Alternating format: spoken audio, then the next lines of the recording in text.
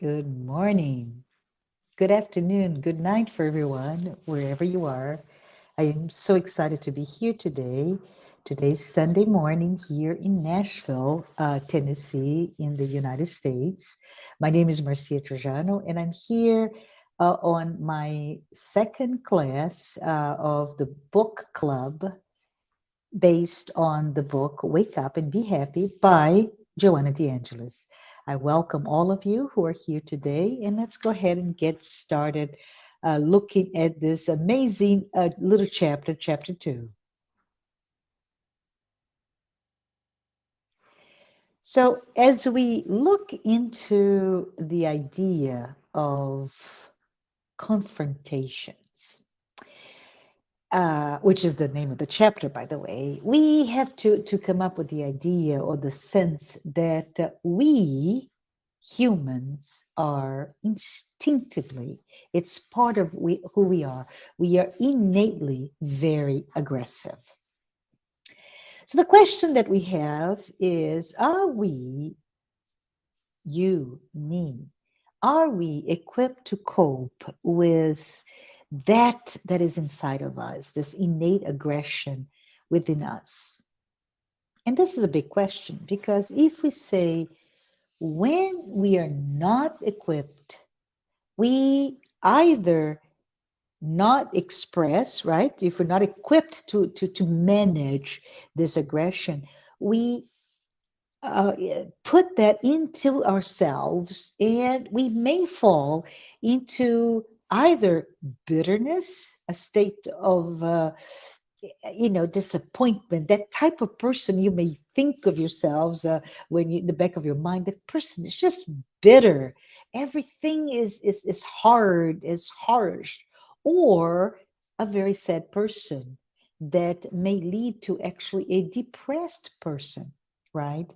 So those are the types of things that makes it really important for us to pause today in this tiny little chapter, 3 pages, a very small book, to think about what is this idea of confronting someone, but also confronting while managing that aggression within ourselves. So, this chapter, as I mentioned before, it's a reminder that we can only overcome what is based on an instinct, our animal instinct, right? This reaction of being very aggressive. We can only do that through our own development. And what I mean by that is when we acquire intellectual, moral, artistic, professional values. So as we grow, as we mature, we become better equipped to manage that which is inside of us. Make sense? We talked a little bit about those acquisitions last week, so I think we start to see the building blocks in these books as we go through this book club. So the question that we want to talk a little bit here is the fact that overcoming, right? Overcoming the sense of aggression, it is done when we are able to let our reasoning prevail, right? When we are able to be in, animal thinking animals instead of simply reactive to whatever external inputs are coming to us. But when we are able to have our reason prevail, we are able to, well, grow, to transform this aggression that is within us. And it is a beautiful thing because it's a question of a process of growth and the growth of our spiritual level to a higher, so our core spiritual levels are grown in us becoming more mature. So basically, when we are unable or unwilling to change, meaning when we can't change this default response mechanism, and those behaviors um, into a place where we find balance, that we find ourselves at peace, right? When we're unable or unwilling, then we find ourselves actually using confrontations as a vehicle to satisfy or even worship our ego, right? So we call it ego exaltation. So I know this is quite hard for us to reconcile, right? Aggressive behavior is within ourselves, it's innate, it's part of our pretty much our animal nature. And as we grow intellectually, emotionally, psychologically, spiritually, artistically, professionally, all of those growth, we're able to reason and manage. And the word here is manage what's inside of us, right? But when we are unable due to immaturity within ourselves or unwilling to do this, we end up falling into the trap of using um, confrontation as a form, as a tool, as a vehicle for us to satisfy our own ego. Oh boy, this is difficult, right? Because we want to know, Marcia, what are you talking about? And it's not me, it's actually Joanna de Angelis. Joanna de Angelis, in her book, she talks about confrontation is a way, a form for us to feel better about ourselves. What? How? Well, we do that when we're so direct that we actually are blunt, right? We are so critical that we give room to our jealousy, our envy, right? So you can see we can use the mechanism we call our defense mechanism to work against what would be otherwise our natural process of psychological emotional growth. So we have to also understand there will always be misunderstandings, right? There will always be instances where, oh boy, we are coming from two different directions. I need clarification, or simply put, a dissension. I don't agree with you. There should be, based on Joanna, ever, any room, any time, for any reason, for aggressive dispute, aggressive confrontation while we disagree. So that's the chapter. That's the next 20 minutes we're going to talk about it because in light of as a reflection, right? In light of me being the person who I can say I'm a victim of a confrontation, or I'm actually the person who's pushing for that confrontation. I'm the perpetrator. We should always, always, always, always be aware. Let us understand that this is happening. Let us take care of ourselves. Let us, in that moment of potential mismanagement or inability to manage that aggression within us, to reconnect, to center, to be connected with all that is in divine, that divine energy, right? So that we don't succumb to the temptation to fight or to fall victim of those. And there are some of us that have those, what I call persistent persecutors, those who are just relentlessly looking at us.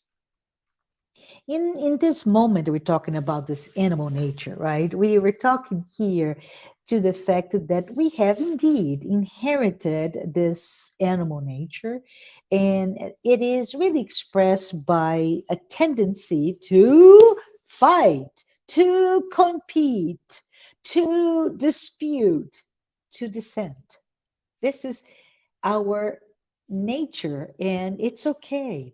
This tendency, which is part of all of us, it is seen mostly in the moments when, oh, we are frustrated, we are disappointed, right? We expected, say, our best friend to behave one way and they behave different, or our children, our parents, our sibling, our best friends, our co-workers, and we become frustrated. And those are the moments where it comes out quite freely.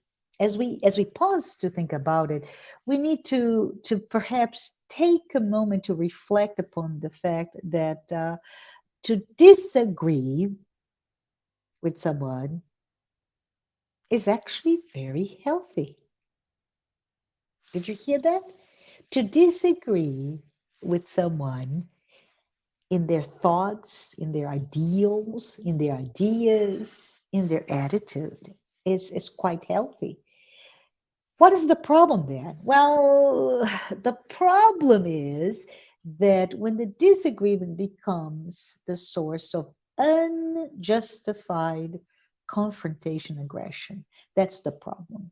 Because as you see in the screen, conflicting points of view generate discussions, they generate diversity of opinions, and this is in its core, in its essence, a truly a golden opportunity for us to learn from someone else's perspective, right? So here is the question: if conflict or conflicting points of view is so important for us to grow, and I can even put this in the realm of say scientific innovation, right?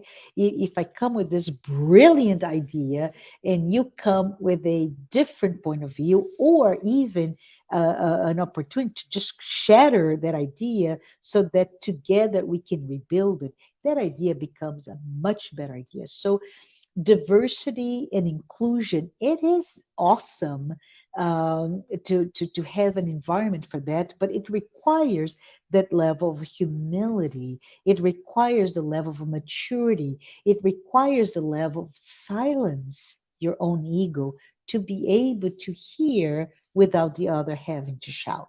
So as let's say, let's as we prepare to be able to be open and welcome a dissenting opinion of others, it requires that sense of humility, the sense of maturity, the sense of let me listen to you.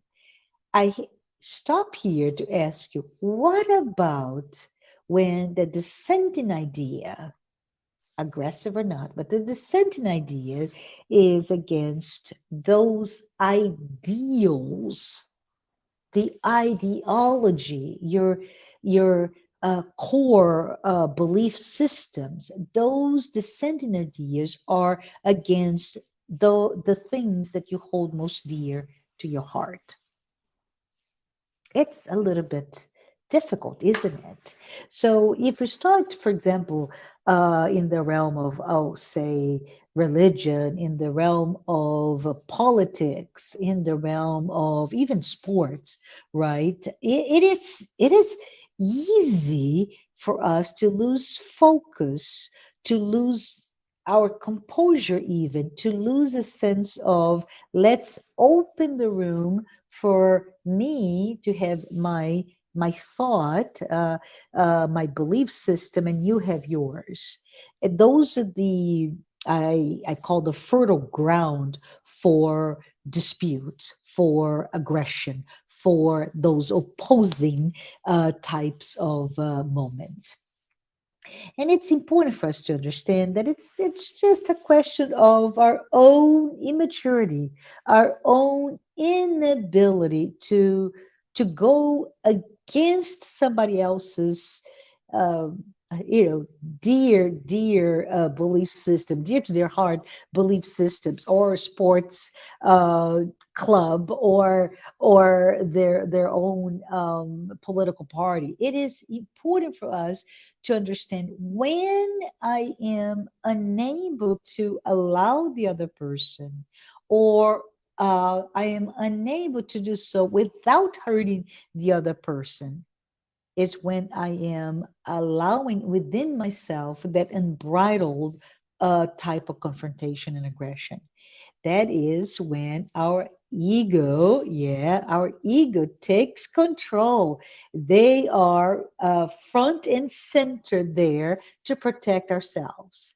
And what I mean by that is our ego is protecting the the source, my star, right, my north star, my point where I hold those principles as core values to me, and my ego is protecting so that I don't fall victim of shattering my own belief system. And they do that, our ego, we do through our ego, is we lead, as the screen shows here, in the screen, we get into those discussions will get into a confrontation, and it is not let's explore a thought. It is, quite frankly, two very much opposing forces.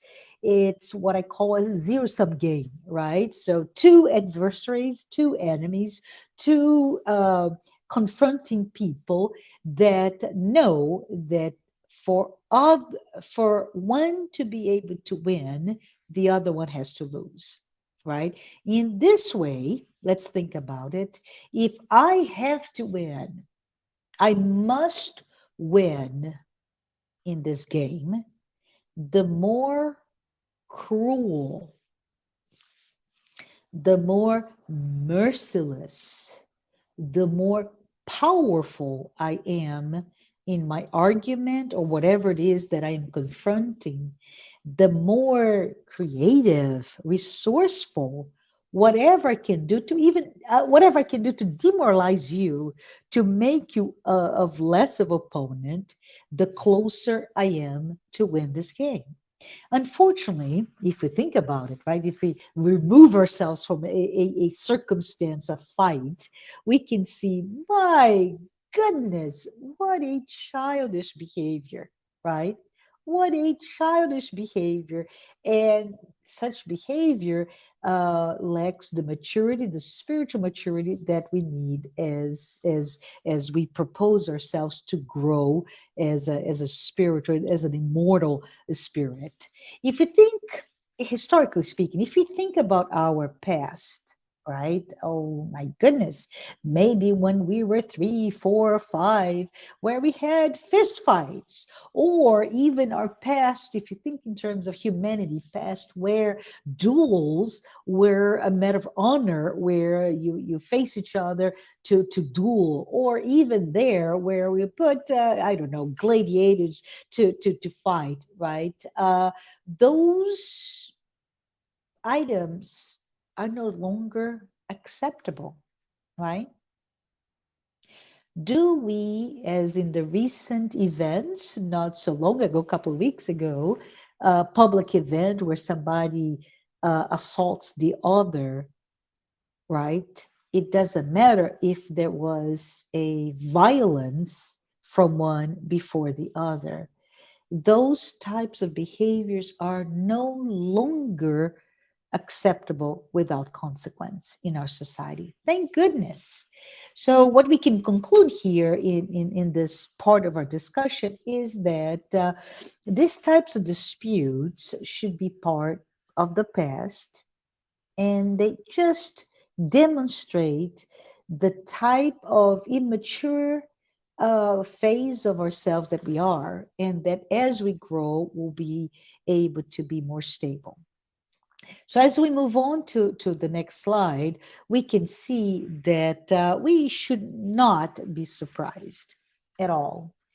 In light of our goals, in light of our ideals, there will always be someone who will come and not understand our ideals, someone who will ask questions. There'll be someone who actually will dispute our reasoning, our thinking, our behaviors, and will confront us. So it is important, and this is the key message here, it is important for us to understand what we may call our enemies, right? Those that will come against us. And they come not only against us. It would be easy for you to come and says, I don't like you, Marcia, and I'm against anything because I just don't like you. That's one way to be that enemy. But there will be others who come and they will be contrary to everything that I hold dear, everything that I'm fighting for, everything that is part of my core belief.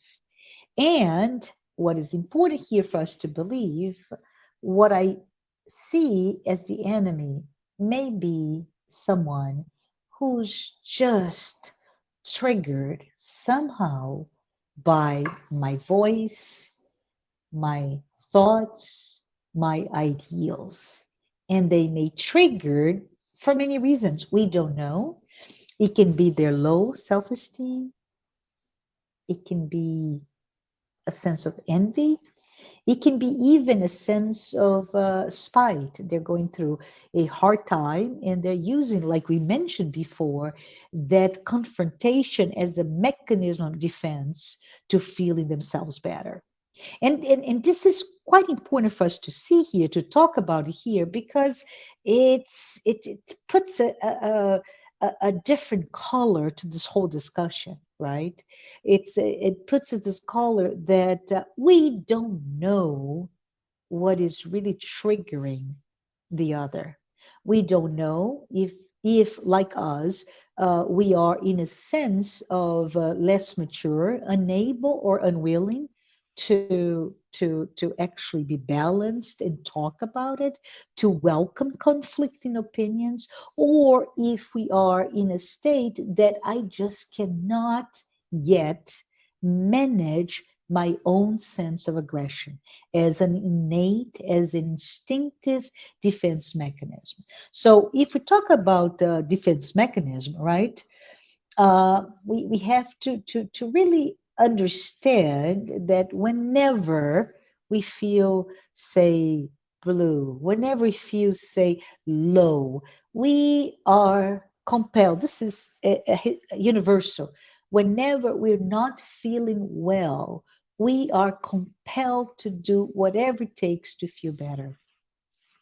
So, in other words, if I am today in a state of feeling insecure, afraid, anxious, I don't know, whatever it is that's making me not feel well, I may indeed counter without even knowing. I may counter those feelings by the mask, right?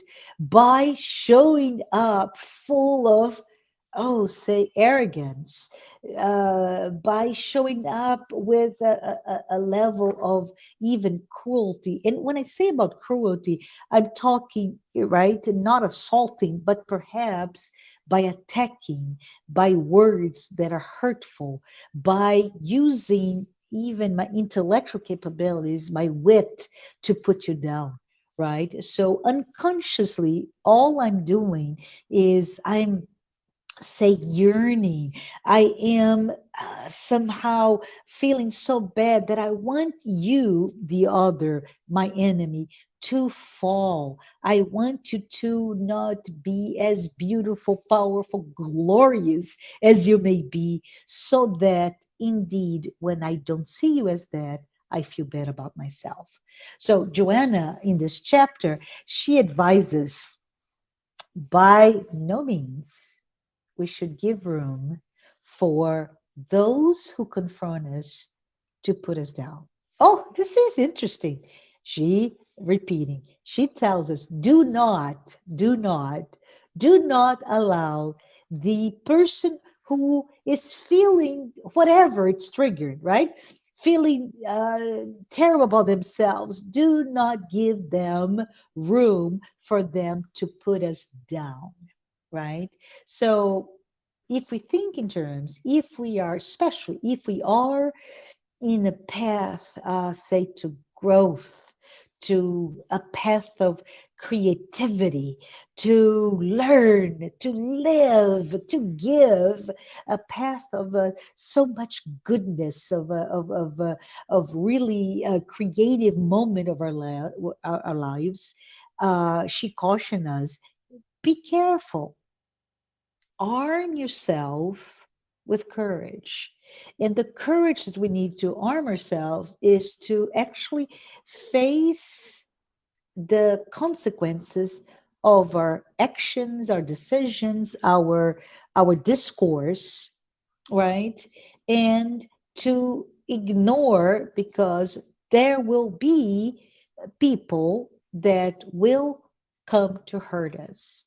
They will come, quote unquote, to crucify us, especially, and that's the hard thing that she warns us, Joanna de Angelis, that those that will come who are either masked as supporters, right, or masked with their own sense of righteousness.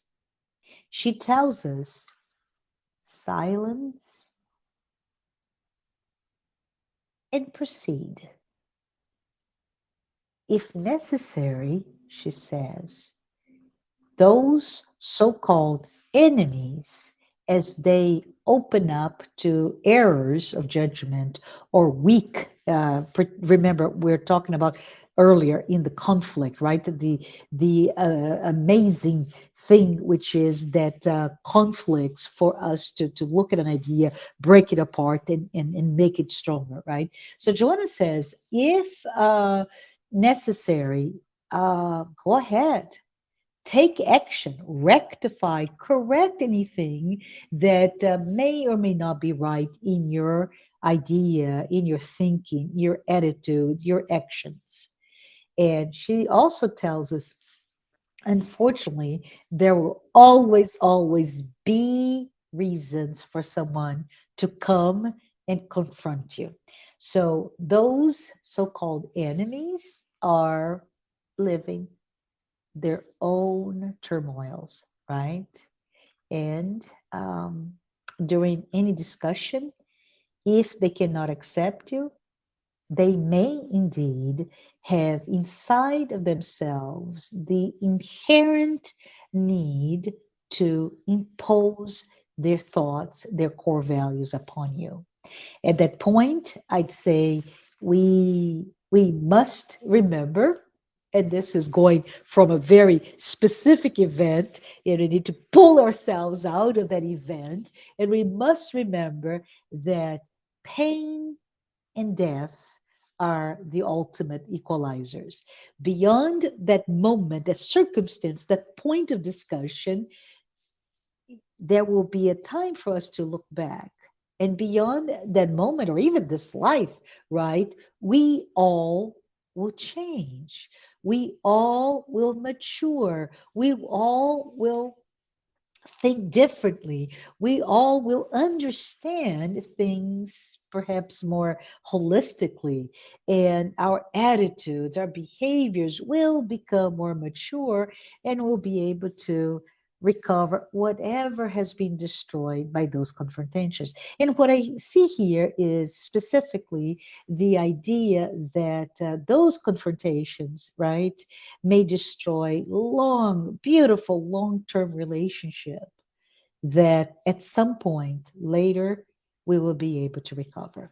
So, in conclusion, in my last slide, I would like to very simply remind us that Jesus, yeah, the most pure being on earth, Jesus had a life of suffering. Jesus had a life of, oh my goodness, confrontations, accusation, torture, betrayal. He had it all, right?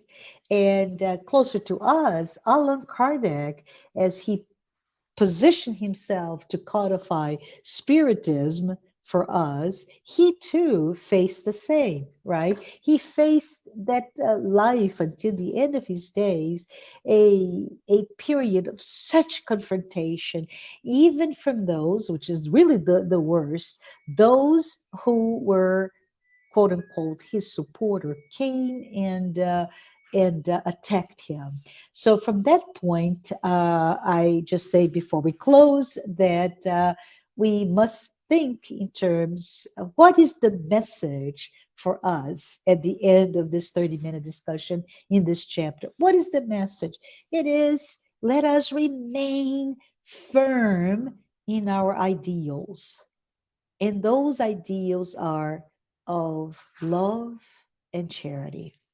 As we come to the close today, we just say, let us reflect upon how our life, which should be a life of peace, a fruitful life, right? How should we live whenever we face accusations, we face adversaries?